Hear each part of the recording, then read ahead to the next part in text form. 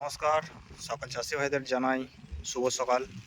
তো সকাল সকাল ভিডিও বানাতে চলে এলাম বীজতলায়। ওয়েদারটা দেখতে পাচ্ছেন খুবই খারাপ। কাল রাতে প্রচুর পরিমাণে বৃষ্টি হয়েছে এবং এখনও বৃষ্টি হচ্ছে। তো এই সময় আপনাদের বীজতলায় কি করণীয় সেটা নিয়ে আলোচনা করব। তো জল বীজতলায় একদম কম রাখবেন, কারণ এখন বীজের পাতা খুবই কচি।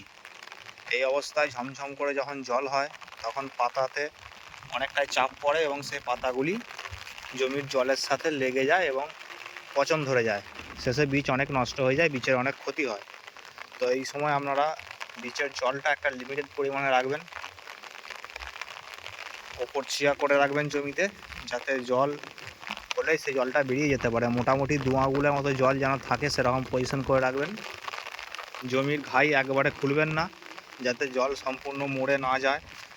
2 থেকে 3 আঙুল পরিমাণ জল থাকবে, সেরকম জল রেখে যেন বাকিটা বেরিয়ে যায় সেই রকম ব্যবস্থা করবেন।